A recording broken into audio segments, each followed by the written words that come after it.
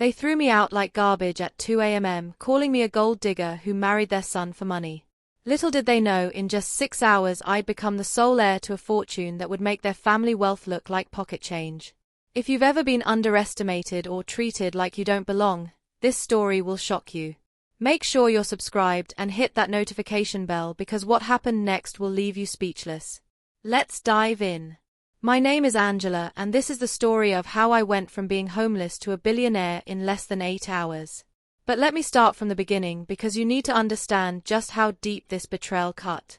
I was 28, working in marketing for a decent company in Atlanta. I wasn't rich, but I wasn't poor either. My parents had sacrificed everything to put me through college, working double shifts so I could have opportunities they never had. I graduated with honors, landed a good job, and was proud of building something for myself.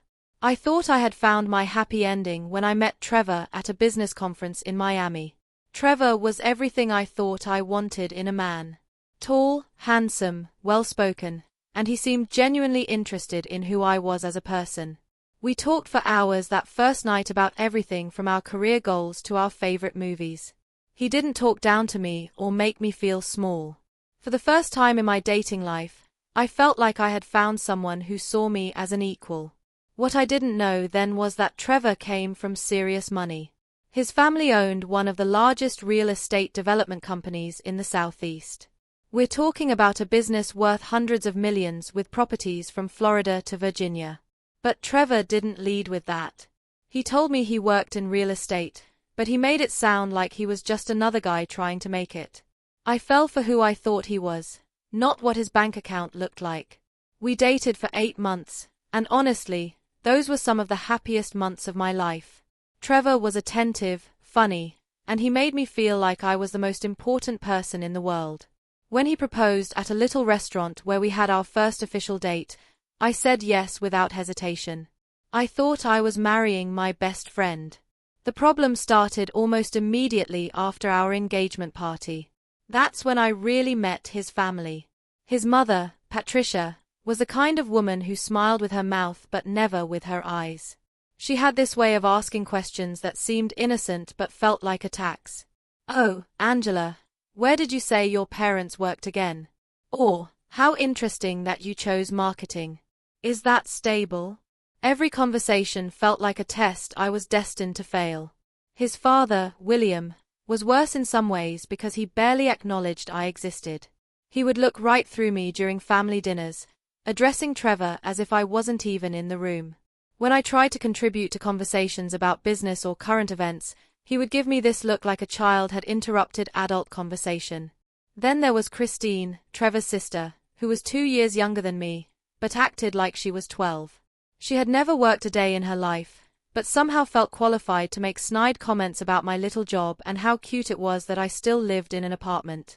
And Michael, Trevor's older brother, just went along with whatever the family mood was. If they were being cold to me, he was cold. If they were pretending to be nice, he followed suit. The worst part wasn't even how they treated me directly. It was watching Trevor change around them. The man who had spent months telling me how much he admired my independence and work ethic would sit silently while his mother made passive-aggressive comments about women who prioritize career over family. The man who had praised my intelligence would let his father dismiss my opinions without saying a word. I tried everything to win them over. I researched their business and asked thoughtful questions. I volunteered to help with family events. I even took a cooking class because Patricia had made some comment about how she hoped Trevor wouldn't starve since I seemed like more of a takeout person. Nothing worked. If anything, my efforts seemed to annoy them more. The breaking point came 6 months after our wedding. I was walking past William's home office when I heard voices. The door was cracked and I could clearly hear Patricia, William, and Michael discussing me like I was a problem to be solved. "She's completely wrong for him," Patricia was saying. "I don't know what he was thinking. Marrying someone so beneath us, the prenup will protect the business assets," William replied. "But she's still going to cost us in the long run. She's already trying to insert herself into company discussions." Michael laughed. "Did you see her face at dinner when Dad was talking about the Charleston project? She actually thought her opinion mattered. But it was Patricia's next words that shattered something inside me. We need to make Trevor see that this was a mistake. A woman like that will never understand our world. She's a gold digger who got lucky. And the sooner Trevor realizes it, the better. I stood there in that hallway, feeling like someone had poured ice water over my entire body. These people had smiled at me across dinner tables while plotting behind my back. They had accepted my wedding gifts and listened to my thank you speech while believing I was some kind of con artist. That night, I confronted Trevor about what I had heard. I expected him to be outraged on my behalf. I expected him to defend me, to tell me he would set his family straight. Instead, he looked uncomfortable and asked if I was sure I had heard correctly. Trevor, your mother called me a gold digger who doesn't understand your world. Your father said I was going to cost your family money. Are you seriously questioning whether I heard that right? He ran his hands through his hair, a gesture I had once found endearing, but now recognized as his way of avoiding difficult conversations. Look, Angie, you have to understand. My family built this business from nothing.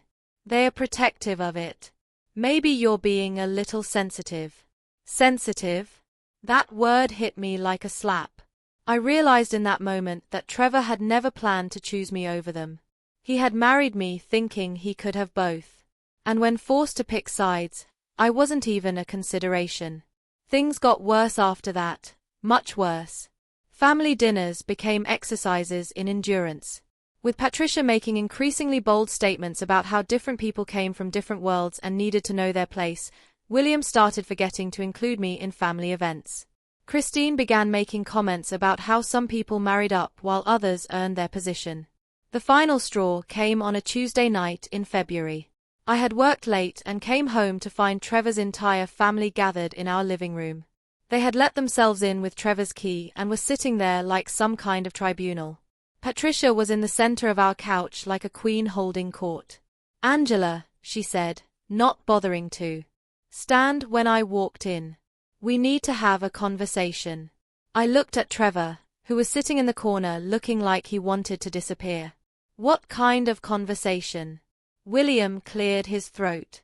The kind where we discuss what's best for everyone involved. For the next hour, they laid out their case. I was holding Trevor back from his full potential in the family business. I didn't understand the responsibilities that came with their level of wealth. I was a distraction from what really mattered. They had decided as a family that Trevor would be better off if our marriage ended. Through it all, Trevor said nothing. Not one word in my defense. Not one moment where he stood up and told his family they were out of line. He just sat there looking anywhere but at me while his family dismantled our marriage piece by piece. We're prepared to make this worth your while, Patricia said, sliding an envelope across the coffee table. There's a check in there that should help you get back on your feet. I didn't touch the envelope. Instead, I looked directly at Trevor. Do you have anything to say about this? He finally met my eyes. And what I saw there broke my heart completely. Resignation. Relief. Maybe, Angie, maybe they have a point. Maybe we rushed into this. Maybe we're just too different. That's when I knew it was over. Not just the marriage, but any illusion I had that Trevor had ever truly loved me for who I was. He had loved the idea of me, the novelty of me. But when it came down to choosing between his family's approval and his wife's dignity, there was no contest. I stood up slowly, feeling like I was moving through water. I need an hour to pack. Actually, Patricia said, checking her gold watch. We were thinking more like 30 minutes. Michael has to get back home and we don't want to drag this out unnecessarily. 30 minutes to pack up a life, a marriage, everything I had believed was real. I went upstairs to our bedroom and mechanically put clothes into a suitcase. I could hear them talking downstairs, their voices light now, relieved. Problem solved. Crisis averted. I grabbed my laptop, some personal documents, and a few pieces of jewelry my grandmother had left me. Everything else, the furniture we had picked out together, the wedding gifts, the photos of what I had thought was our happy life, I left behind. When I came back downstairs with my single suitcase, they were all still there watching me like I was a show they had paid to see. Angela Christine said with fake sweetness, "I hope there are no hard feelings. This really is what's best for everyone." I looked at each of them, memorizing their faces. Patricia with her cold smile. William with his dismissive sneer. Michael with his cowardly refusal to make eye contact. Christine with her barely concealed glee. And Trevor, my husband, looking like a stranger. "You're right," I said quietly. "This is what's best for everyone." I walked out of that house at 2:17 a.m. on a Wednesday morning in February. With nothing but a suitcase and a car that was almost paid off, I drove to a 24-hour diner and sat in the parking lot trying to figure out what came next. I had some money in my personal account, enough for a hotel for a few weeks while I figured things out. I had my job, my education, my skills. I would survive this. But sitting in that car surrounded by darkness, I felt smaller than I had ever felt in my life. These people had convinced me that I was nothing, that I was lucky they had tolerated me as long as they had, that I should be grateful for their dismissal. I must have dozed off in the car because the next thing I knew, my phone was ringing. The caller ID showed a number I didn't recognize, but something made me answer. "Is this Angela Williams?" "Yes." "Who is this?" "My name is Harrison Blake. I'm an attorney with Blake Morrison and Associates. I need you to come to my office as soon as possible. It's regarding your great-aunt Dolores." Aunt Dolores? I hadn't thought about her in years. She was my grandmother's sister, a woman who had never married and had always been something of a mystery to our family. She sent birthday cards with crisp $20 bills and Christmas gifts that were always surprisingly thoughtful, but she lived in California and rarely visited. I had probably seen her 5 times in my entire life. "Has something happened to her?" I asked. "Mrs. Williams, I really need you to come in. Can you be here by 9 a.m? It was already 8:15 and his office was downtown. I was still wearing yesterday's clothes and felt like I had been hit by a truck, but something in his voice made me agree. I drove straight to the address he had given me.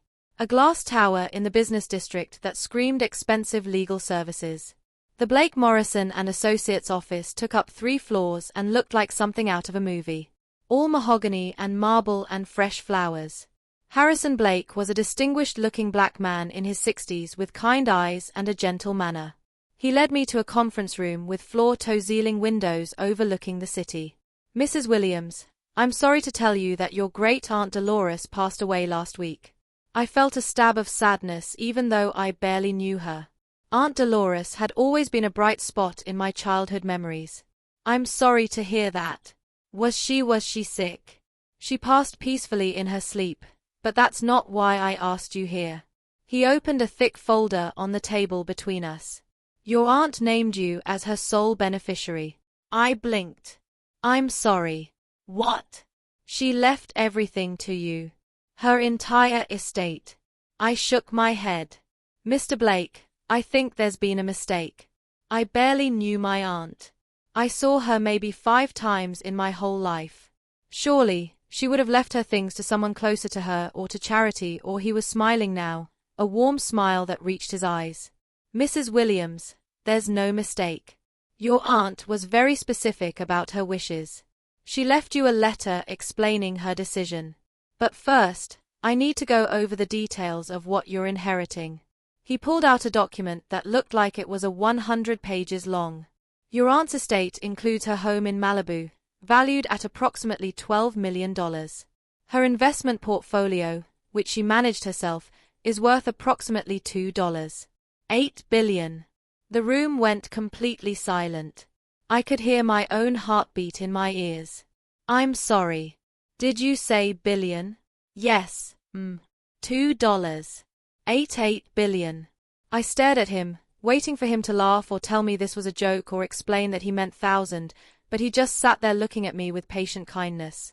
"That's impossible," I whispered. "My aunt was she was a regular person. She sent $20 birthday cards." Mr. Blake opened another folder. "Your aunt was many things, Mrs. Williams, but regular wasn't one of them. She was one of the earliest investors in technology companies, Amazon, Google, Apple, Facebook.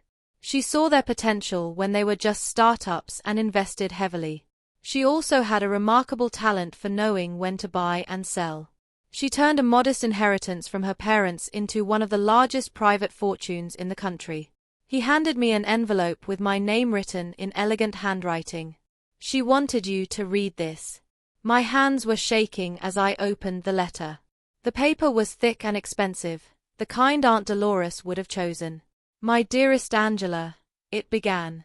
If you are reading this, then I have passed on, and you are probably very confused about why I have left you everything I worked my entire life to build. The truth is, I have been watching you from afar for many years. I attended your college graduation, sitting in the back where you wouldn't notice me. I was so proud of how hard you worked and how gracefully you carried yourself. I watched you build a career and a life for yourself without asking anyone for help.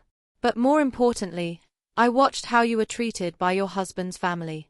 I have friends in Atlanta who told me stories that broke my heart.